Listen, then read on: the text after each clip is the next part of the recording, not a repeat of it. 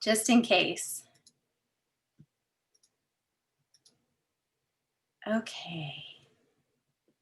And thank you for joining us again. Again, welcome to our information session today, primarily geared towards fall 2021 admissions. My name is Laura Diedenbach. I'm the graduate coordinator for the on-campus URP programs. And like I said, we are recording today. So if you do not wish to be recorded, please feel free to leave your video off. There will be a Q&A session at the end. But please feel free to post a question in the chat at any time during the presentation. I know sometimes it's hard to hang on to those questions once they pop into your mind. This is just an overview of our session today. We'll go through the program, a little bit about our department, and the admissions process. So let's start with a few introductions. We'll begin with some welcoming words from our department chair and director of the School of Landscape Architecture and Planning, Dr. Kristen Larson. Kristen. Thanks, Laura. Hi, everyone. We are so delighted to see you with us today and to share with you all the wonderful things about our program and the ways you can get into the program, as well as what you can learn once you're here. So be aware that planning is a very diverse field. There are so many routes that you can take once you have your degree, and that means there are a lot of routes you can take in our program. Our faculty specialize in transportation planning and environmental planning and housing. They're doing all sorts of neat things with artificial intelligence, machine learning, data, big data, smart cities, as well as work that focuses on issues of social justice and sustainability. And so when you're thinking about possibilities in planning, and I went into planning with a business degree as my undergraduate degree, there is just a wide open range of opportunities. And so that's what we bring to you as a faculty. It is a graduate program, which means that you can really dig deep and specialize. And it is 52 credits because we recognize that so many of you come to us, like I did, without an undergraduate degree in planning. So we just got our reaccreditation of our program. We have been an accredited program since we became eligible for accreditation, and we got the maximum number of 7 years. So that means our program has been reviewed and it is in extraordinarily good shape. And so that's what you would have for you when you started the program here in Urban and Regional Planning. And I will turn it back over to Laura. Thank you, Kristen. And I would just like to add, you came to the graduate program with a business degree. I came with a degree in political science. And we have people with, Kyle, I think you had environmental sciences. So it really is an all encompassing, all welcoming program and profession.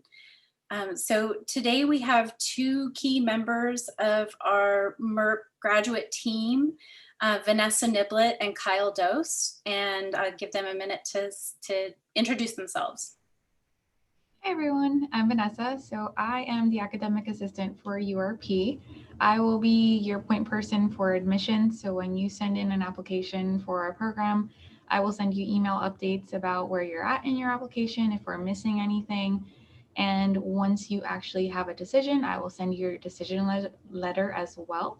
So I will definitely be someone who you will get constant communication from reminders to register for classes, to getting your committees done for your thesis, signing up for thesis credits, et cetera, and everything up to graduation. So you will see me from the beginning to the end of your degree in one way or another.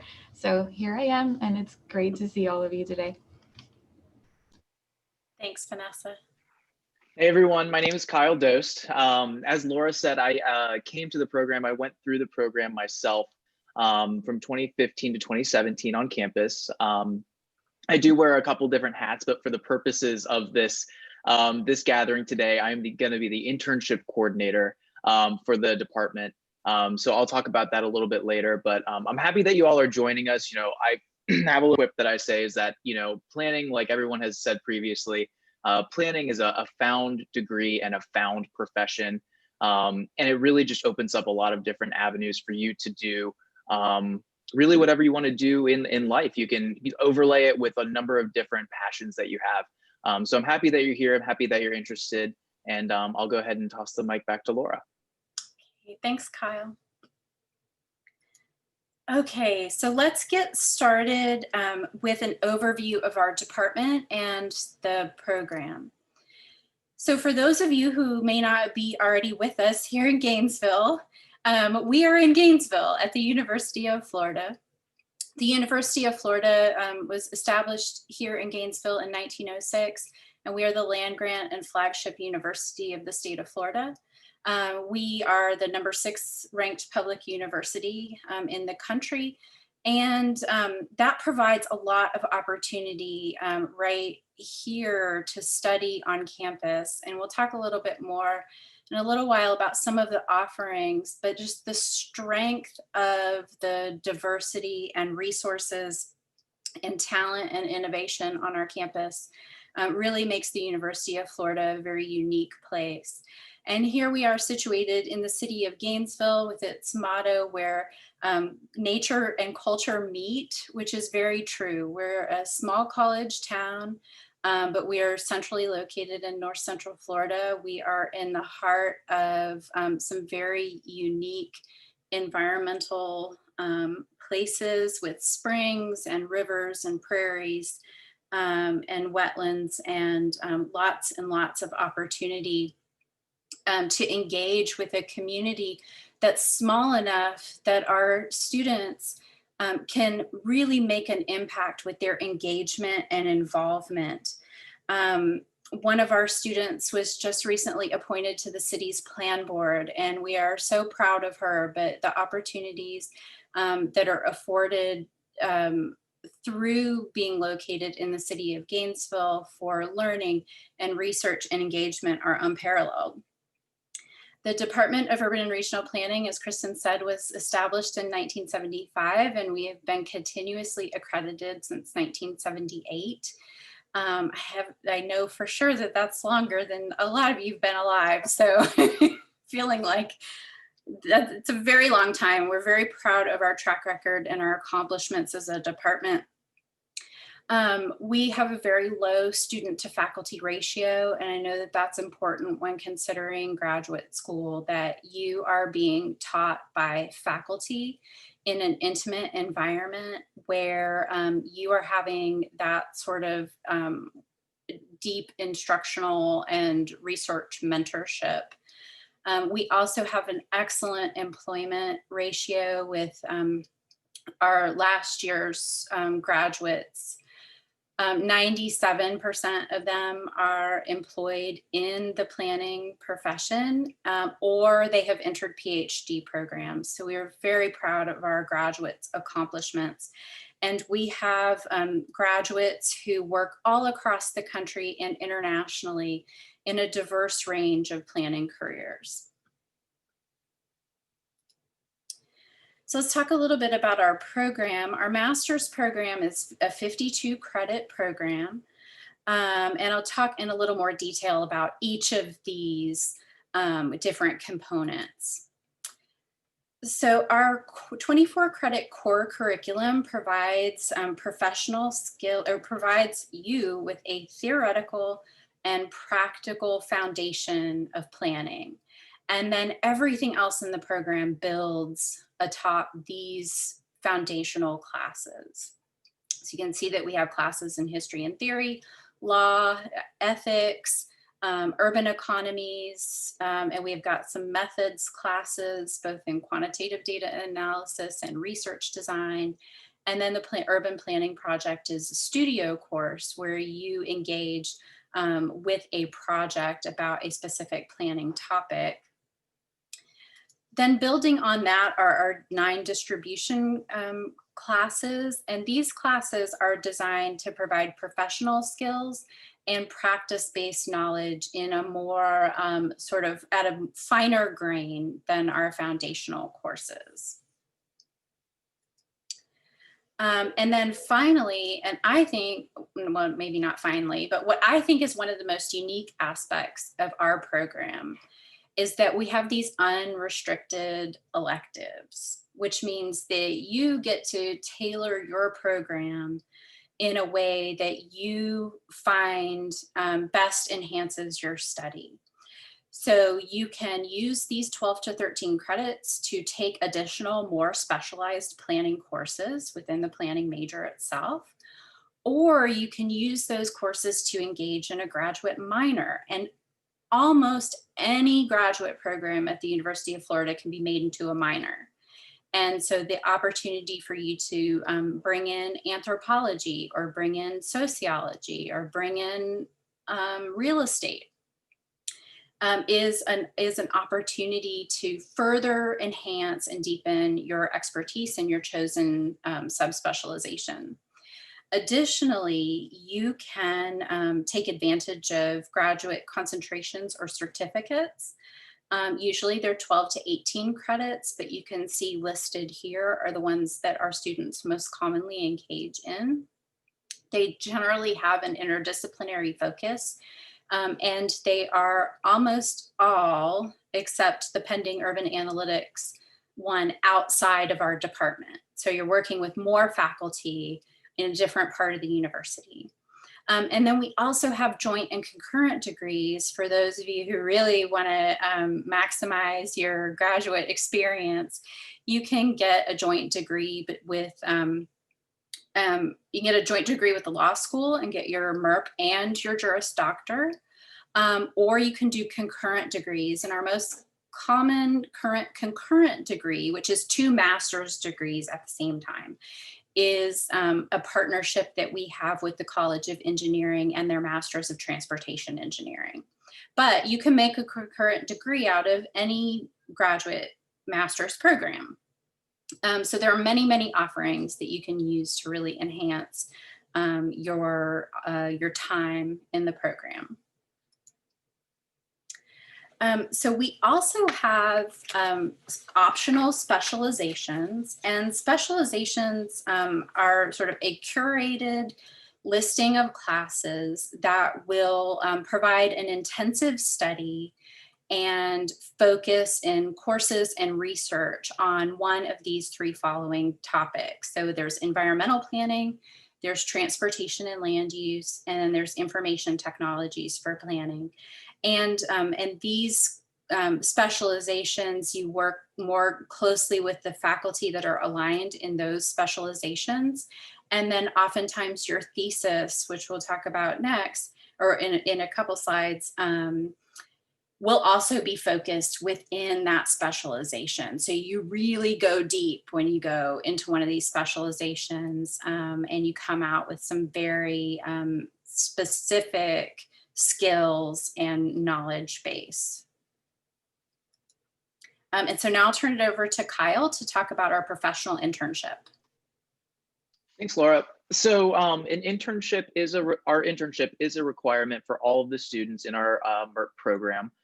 So every student has to go through it. There are a few different waivers. If a student has 3 or more years of full-time professional planning experience, then they can waive the internship requirements. But for most students, your MERP program will require some internship component. Students are able to complete the requirements for an internship doing 1 free credit, so they are variable. You can take the internship and complete the internship any summer or any semester, sorry, excuse me. But most of the students do conduct their internship in the summers. It allows the opportunity when, COVID was not a thing, to travel, to go explore different regions and areas and planning facets. And that being said, the internship can be in person or virtual. So, if there is an experience that you want to take part in, an internship opportunity that may be abroad, or something that involves distance work, you are able to do that in person or virtual. I'll put an informational flyer in the chat for you all who are interested in that. The internship requirements. Basically, They have to last about 1 semester long, so about 16 weeks, or if it's in the summer, about 13 weeks. 13 weeks long. It has to be planning related. So anything, that is anything that is closely planning related, topics like sustainability, working with regional planning councils, working at local governments or federal agencies, anything like that. You have a supervisor who's able to provide some sort of management for you in terms of giving you some tasks. And then it has to go through me just for a final vetting. There is coursework associated with this, just a weekly journal, discussion posts, a survey, and a final portfolio. Again, I'll go ahead and put a flyer in the chat for you guys for more information there. All right, thanks, Kyle.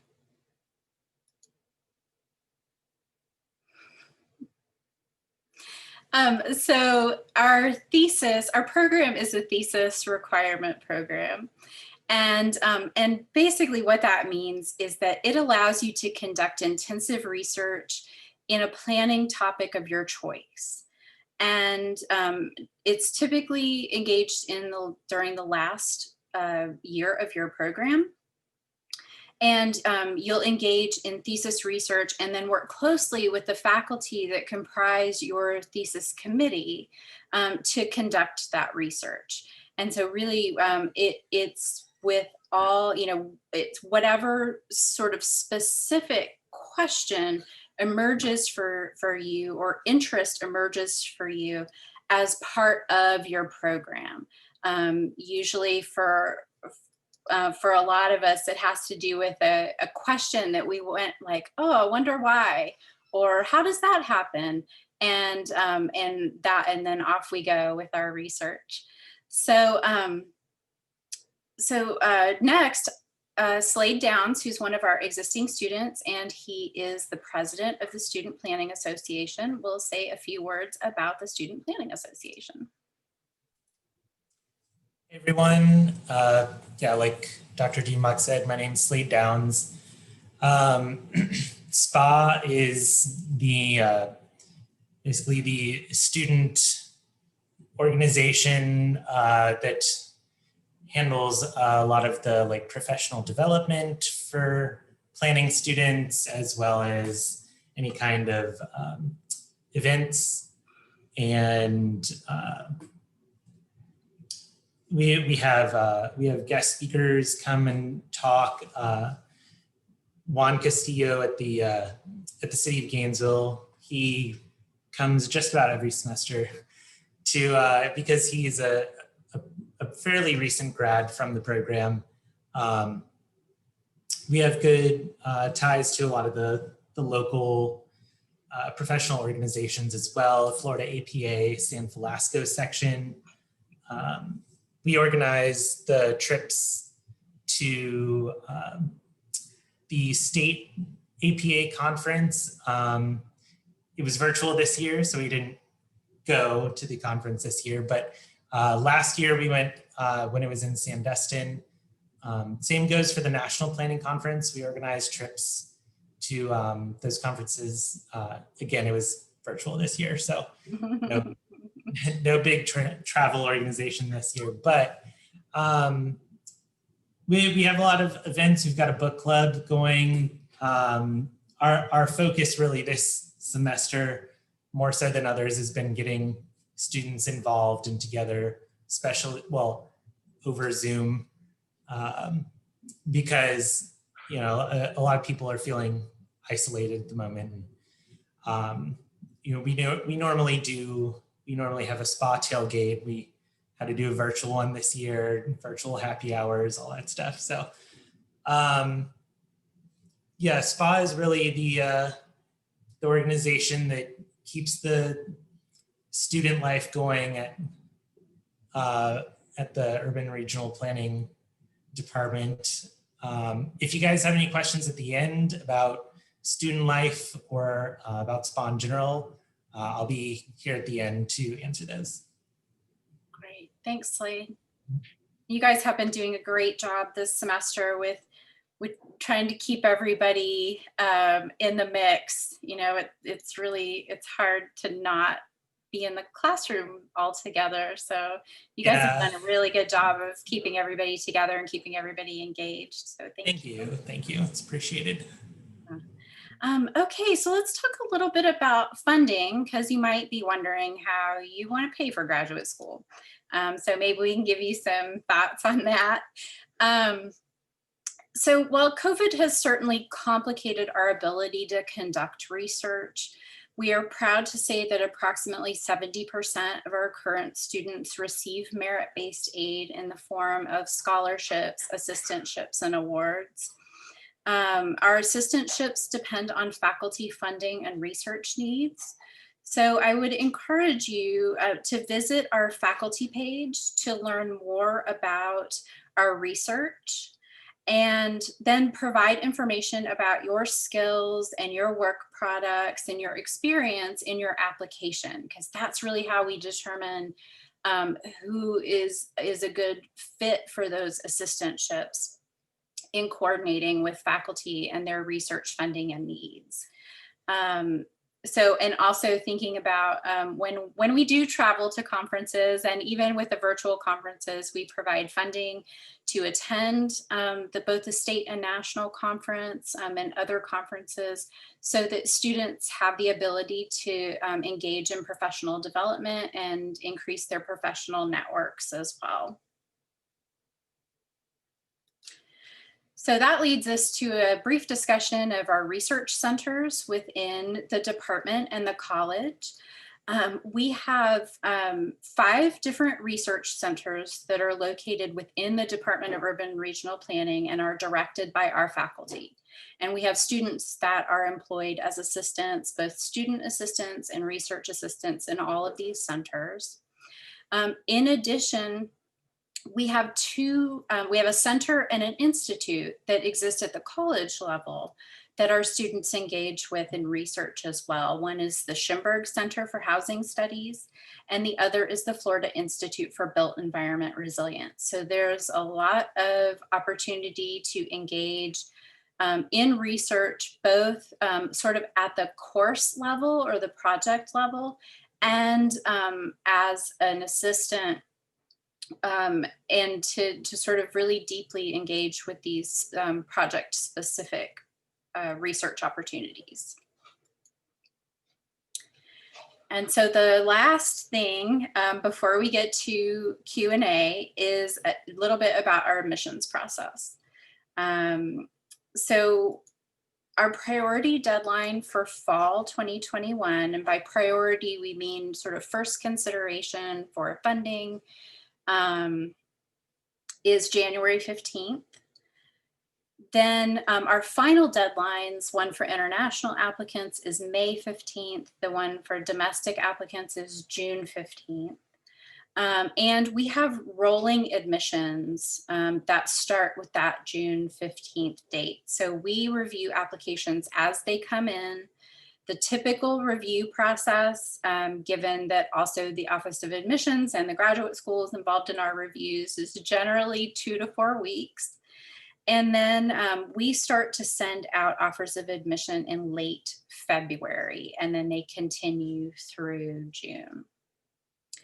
So that gives you kind of an idea of the framework. If you don't meet the January 15th deadline, all is not lost. You have until either May 15th or June 15th to submit the application.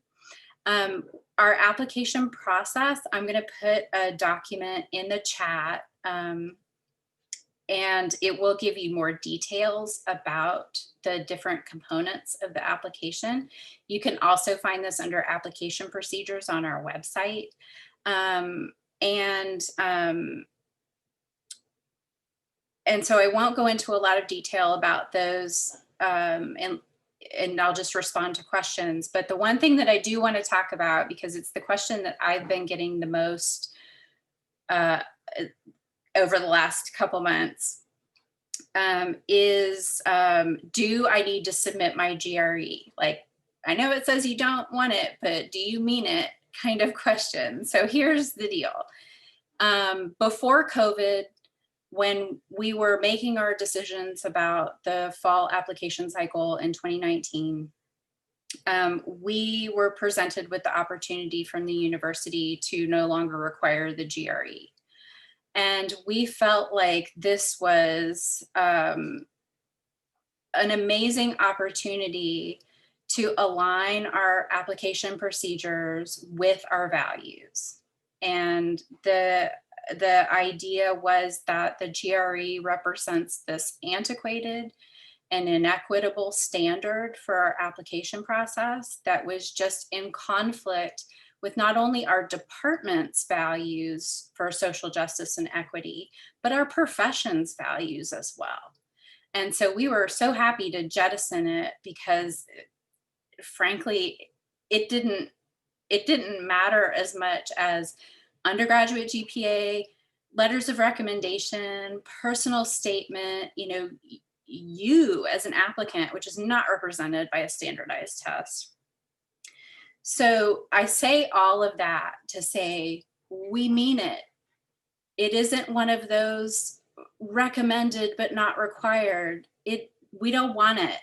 Don't send it. We're not going to consider it. Just no. Take it as the opportunity to not spend that money on the GRE. But I don't think when I tell people no GRE, I don't think they believe it, because there are a lot of programs out there who are making it recommended, but recommended really means required. It is not required. It is not recommended. So no GRE. Okay.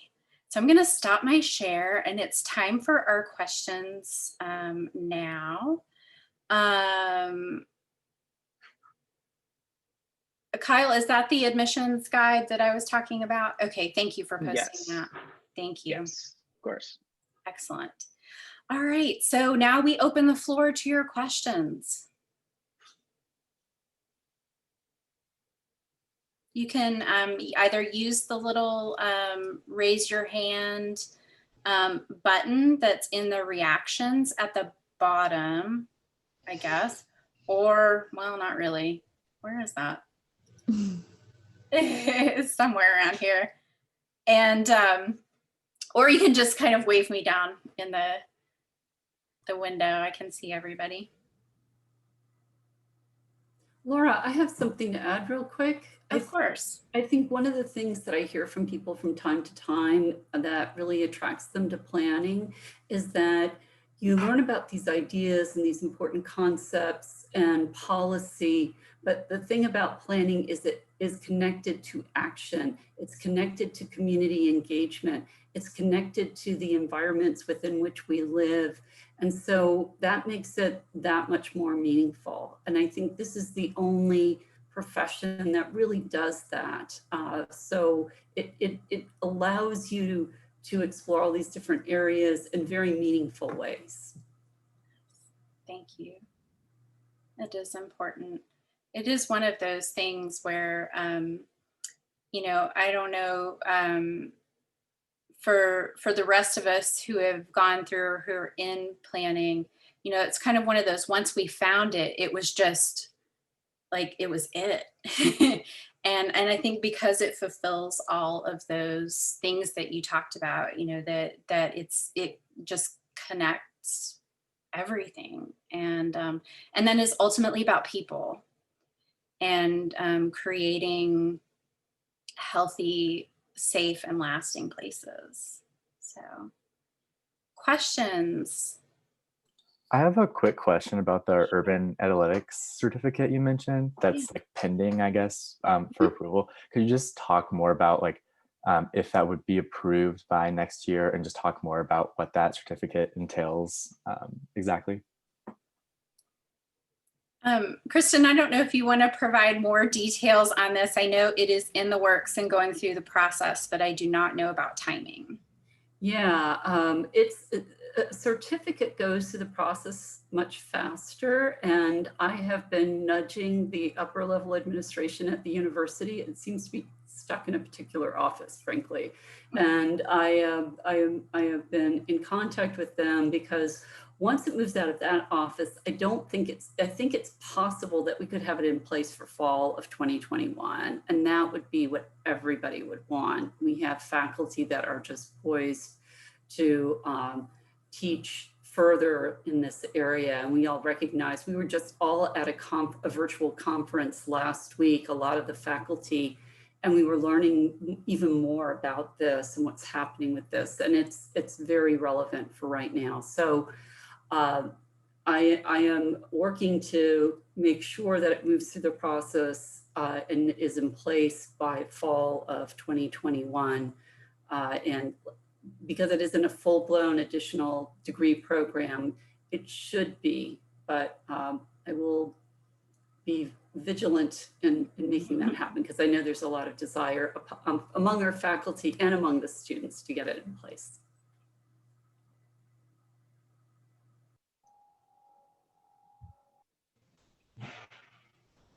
I have a question. Sure.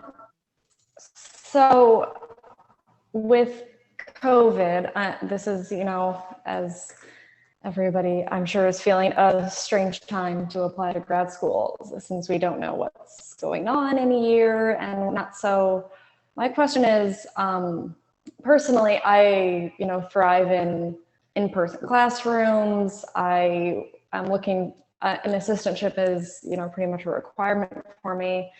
So is there an option if it ends up being all online next fall to defer for a year if our application has already been accepted? That's a great question, and certainly impacted several of our fall enrollees. So the way that the university's policies work is that if you accept, say for fall of 2021, you can defer up to a year. So if it just, like this year, there were just too many unknowns for people. People's families were impacted, their finances were impacted. And so we had, gosh, Vanessa, probably 7 or 8 students who deferred from this fall to next fall. And we're happy that the university allows that sort of flexibility, because this is unprecedented. We don't know, what's going to happen. And we certainly hope by next fall that things are different and that we are back on campus and that things look more normal, whatever the new normal is going to be. But there's certainly options for that. That's a great question. Hannah, I also wanted to quickly add, I was the same way. I love being in a classroom and taking notes on a notepad and listening to a speaker. And assistantships are pretty crucial. There are also, even amidst all of this kind of craziness, our department and our faculty are still hiring research assistants and graduate assistants, and those opportunities are still there even during the COVID situation that we're living in. We're readjusting, but those opportunities are still there. And I think, I don't know what the future holds for a year from now, but if we have opportunities during COVID, I can imagine we certainly will have opportunities once the dust more or less settles and we kind of get back to our in-person routines. Okay, thank you. And if I could tack on to that also, just speaking as a current student, the program at UF is in a pretty unique position compared to a lot of the other programs that y'all are probably looking at the moment, just in that there is a fully online version of this program, as well as the face-to-face in-person. I'm an in-person student, even though we're meeting online, but I just bring that up because like in March, when we moved online, and including this semester, they were able to, they kind of already had everything in place to move it online. It was a fairly seamless transition, and all of the classes have kind of had the kinks worked out for online learning. that being said, I totally get where you're coming from. When I was in undergrad, it's kind of embarrassing, but the classes I took at my undergrad university, I did a solid letter grade lower on my online classes. So I totally get where you're coming from on that. But it's been, relatively a smooth transition online.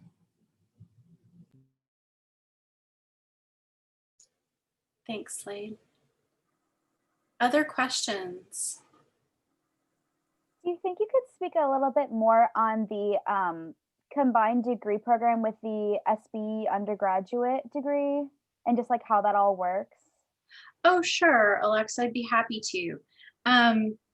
We do have a combined degree program for those students who are currently pursuing an undergraduate degree at the University of Florida.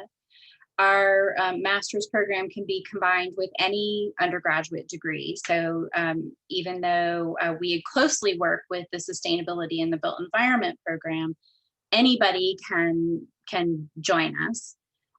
It allows for undergraduates in their junior year to begin taking graduate classes, kind of 1 or 2 a semester throughout their junior and senior year. There's an opportunity to earn up to 21 credits of graduate level courses. And then if you've made a B or better in all of the courses, and you're doing well and you're enjoying the program, you apply to the master's program, which I don't get the application part. It seems like more of a formality. If students are doing well, we treat all of our combined degree students like they're our graduate students anyway. And so you apply and you then transition into the graduate program.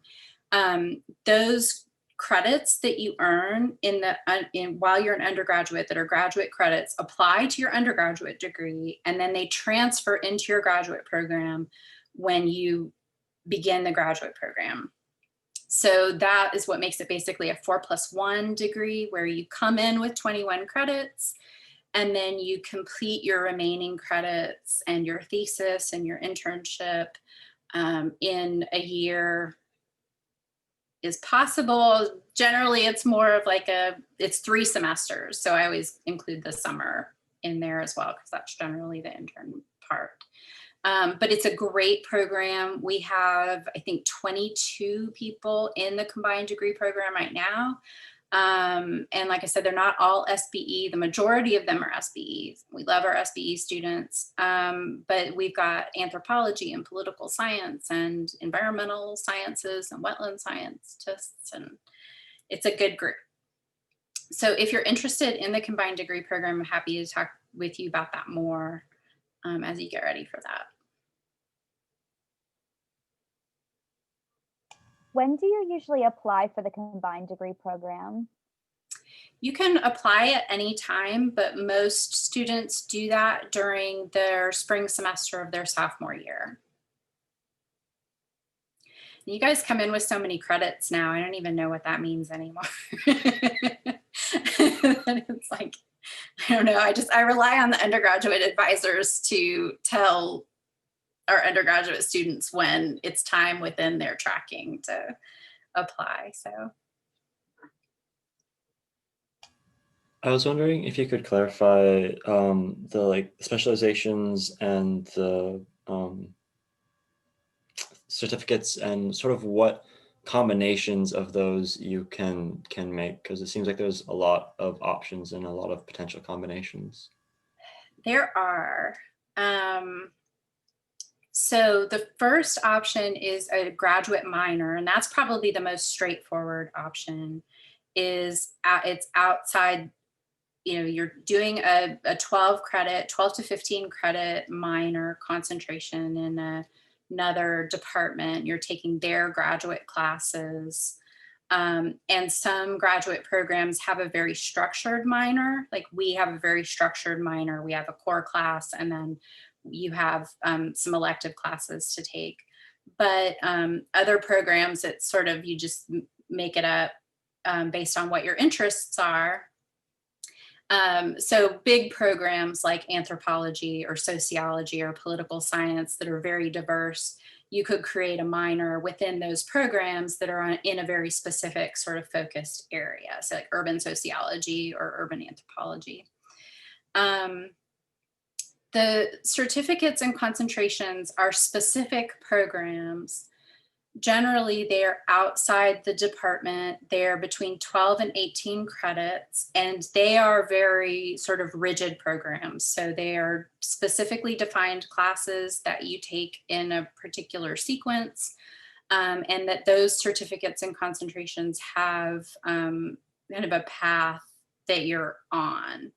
And it's a very focused concentration within that subject area. So historic preservation, wetland science. We haven't had a certificate of Latin American studies student in a while, but that's an option as well. And so, you're really looking at these kind of very specific programs. And then some of them, like the interdisciplinary concentration and certificate in GIS, is actually one that's outside of our college, which is surprising because we have such a strong GIS presence, but it's really about adding to the GIS curriculum that you're doing within the department, and then you're getting this specialized GIS training in other professions, so that you're seeing not just how planners do GIS, but how all these other professions like geography and geomatics and do GIS as well. And then finally, the concurrent degree is just really like 2 master's programs sandwiched together with a little bit of overlap, I think of 9 credits between the 2 programs, but they're really for sort of very specific purposes, like planning and public health, or planning and transportation engineering. So it's really much more of a dual offering. So Hunter, did that answer your question? Yeah, that makes a lot of sense. That definitely helps. Thank you. Okay, thank you.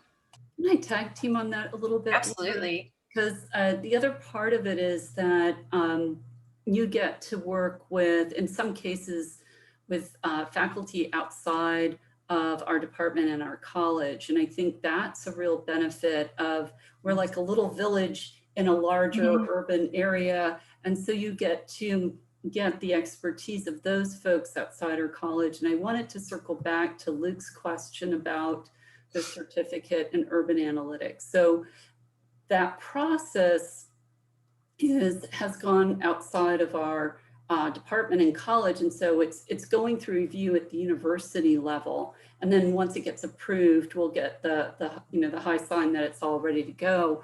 But even if it isn't approved in time for fall of 2021, we have faculty who are doing this work. We have faculty who are researching these issues. And in fact, we just had a research showcase college-wide today. And I knew some of us were able to attend. Laura presented, and it was phenomenal to see the expertise on display within our college. And these are folks that are doing this really fascinating research, looking at issues of climate change, looking at issues of how we respond to disasters, looking at issues of infrastructure, using very sophisticated tools to do this. And so those are the people that are teaching these classes that we have. And even if we don't have a structured certificate in place by the time we hit fall of 2021, you can put together a very specific program with your advisor's input and assistance to say, this is what I'd like to study, what's out there, what can I take? And then you can put that together. And being a planner at heart, that's something I enjoy doing, because that way you can say, okay, I've mapped it out and I know this is going to be available to me. And you would leave with that expertise, which would make you very, employable. And I would also say, just a little bit adding on to that, is that our department is very involved with the new AI initiative that the university is taking on with this tremendous grant donation that was made to advance research and applications for AI. So those same faculty that are teaching in the urban analytics framework are very involved in that that just really very nascent initiative as well. So there are a lot of exciting things that are happening really on this sort of cutting edge innovation. And planners play such an interesting role in the framework, because while there's the technical side, there's the ethical and people side of it too. And planners sort of serve as the bridge or the facilitator between those realms, in kind of being able to speak both languages, and so we have some really exciting opportunities coming up here within the next year or so. Dr. Larson, I just kind of wanted to confirm and expand about what you were saying about how if you have an interest, you can kind of create your own. So what you're saying is really there's no requirement to do a particular concentration or certificate or to do a particular grad minor. And also, if I really wanted to, could I just do kind of a jack of all trades program? Say I want to go a little bit towards the housing area, but also the environmental and maybe some transportation in there. Am I able to do that under the 10 to 13 credits of electives? Yes, absolutely. In fact, those distribution courses that Laura was showing you are courses that touch on those areas.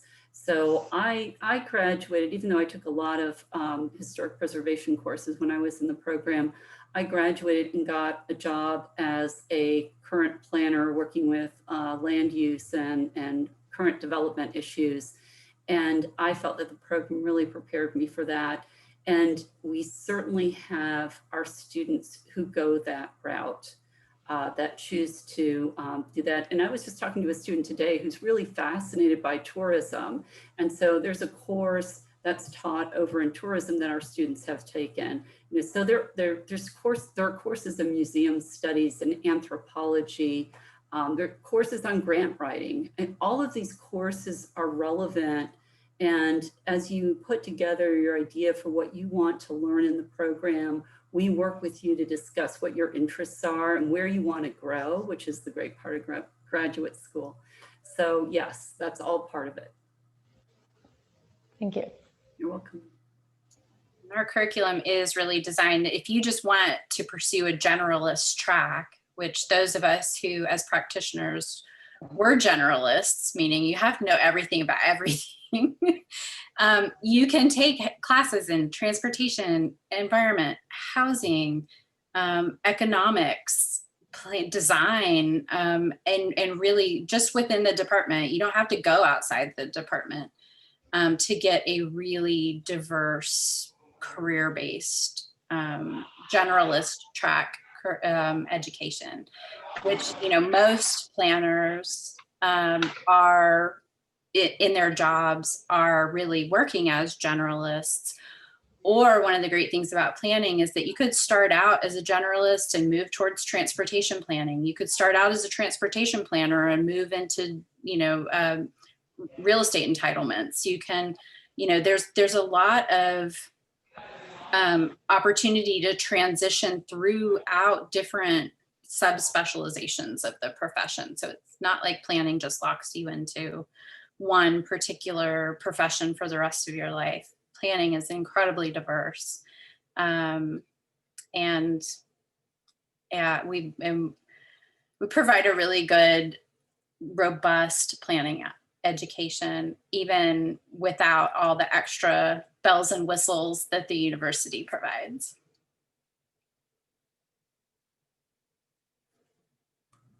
And then we have studio class. So everybody needs to take a studio class. And what a studio class is a 6-credit opportunity to work on a project that's focused, typically it's focused on a particular area and a particular topic. So I have taught studios, I've co-taught studios with a colleague here in the department, and we focused on the Lincolnville neighborhood in St. Augustine and looked at issues of gentrification, transportation, and stormwater issues that are really big there if you're familiar with St. Augustine and with Lincolnville. But we just have a studio right now that's focused on COVID and inequities here in Alachua County and the Gainesville area, and trying to get the students working on gathering data and understanding how is COVID affecting us locally? What does that mean from a planning perspective? There was a studio just last year on issues of equity, and that studio won a statewide award from the Florida APA. The previous year in 2018, there was a studio focused on regional transportation issues in South Florida, and that studio won a statewide award from Florida APA. And the great thing about that one was, and I was on the jury and I got to see some of this, is that there are always experts brought in those fields, in those areas, and the students presented to them virtually, and this was well before COVID, so we could bring in people from other parts of the state and outside of the state to be there and hear the student presentations and give them feedback. And another way you really can drill down and focus on something of interest to you is in your thesis, which comes towards the end. And so there are a lot of ways you can shape this program to work for you and your emerging interests. As you go through the program, you may find that there are certain things that you didn't anticipate being interested in that all of a sudden it's like, wow, I really want to know a lot more about this.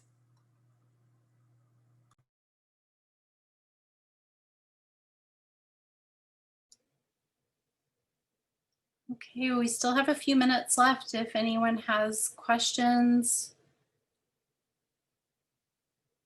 One of my questions is like, how transferable is this degree to like other states and even like other nations outside of the United States? Very. Every year we go through a list of where our graduates are. And the good news is that, like I said, the majority of them are employed in planning, which is great. And they're everywhere. I'm always just amazed to see that, you know, we have students who are in Oregon and Washington State, students who are in New York City and Washington, DC, graduates who are in Texas. People are everywhere. Even though the majority of our graduates sort of start out their careers in Florida, Florida is a powerhouse in planning. This is one of the states to be a professional planner in. So if you get a job here in Florida, then that experience is transferable to almost any other state. And then because we have a large international student group, we have a lot of really growing presence in China, Indonesia, and all throughout Europe. And we have study abroad programs in Germany and Indonesia and China and the Netherlands that help sort of strengthen our global contacts as well. But yeah, the degree and the skills that you learn in planning school are transferable to anywhere because they're just good skills that are rooted in communication and interconnectedness of systems and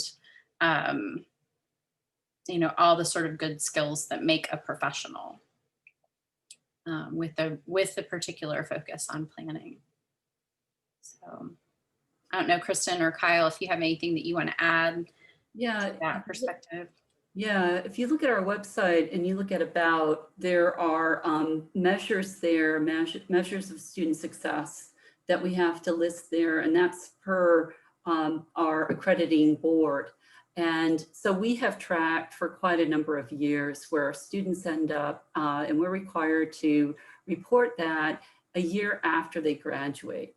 And as Laura mentioned, you know, the vast majority end up working in some area of planning. A lot of our graduates end up working in the public sector, meaning they're working for local governments, cities, counties. They're working for often metropolitan transportation planning organizations, but we also have graduates end up working as consultants.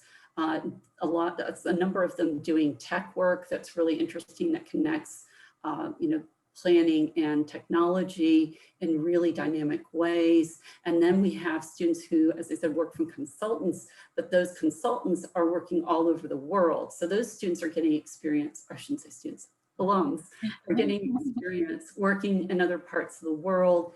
And then, as Laura said, there are students who end up working, going back overseas, or they're going overseas for job opportunities.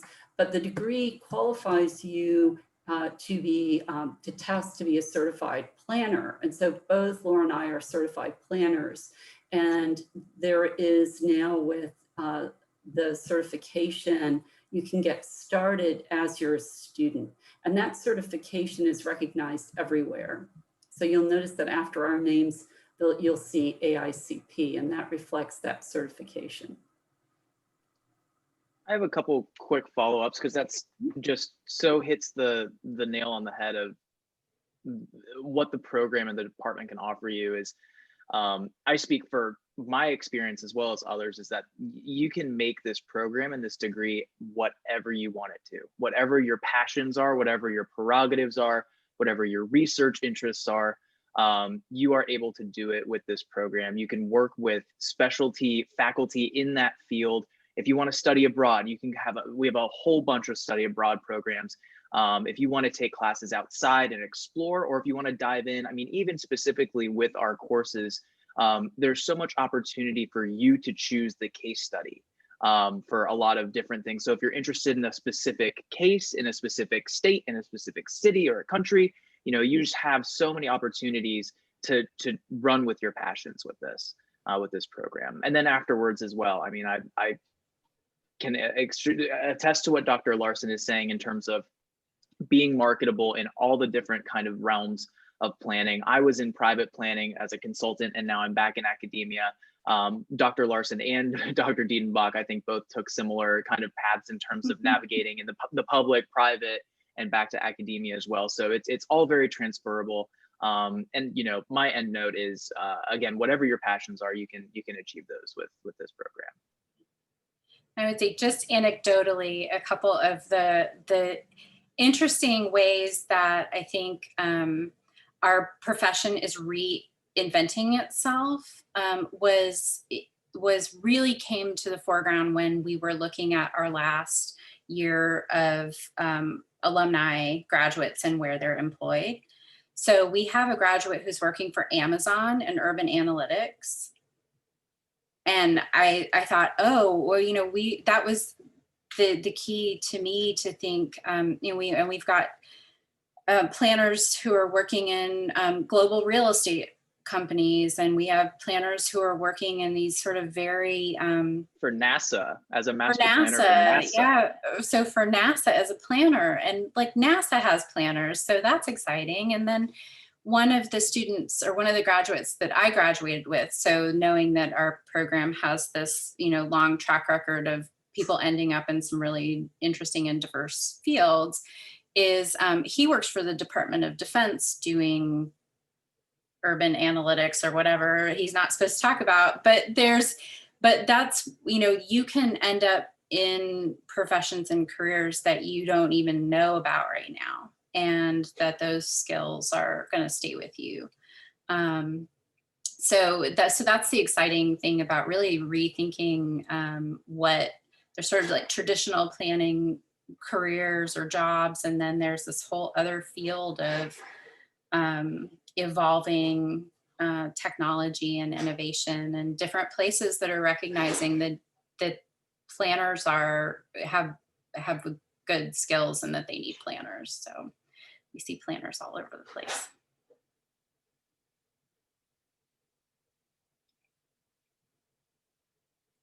Okay, well, final questions?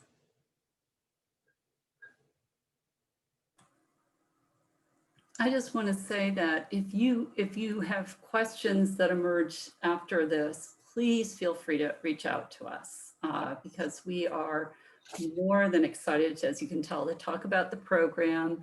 And, check back with me if you're interested in the certificate. I can certainly let you know where we are in the process of getting that approved.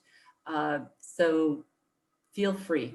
Don't feel like it's a problem. And what we have done in the past, in fact, has been to, if somebody's interested in the program, we've actually invited them to come to campus and to sit in on classes and meet students and everything like that, which we wish we could do right now, but we're not quite ready yet for that, given what's going on in the world, but we will be, so. And I just put my email address in the chat.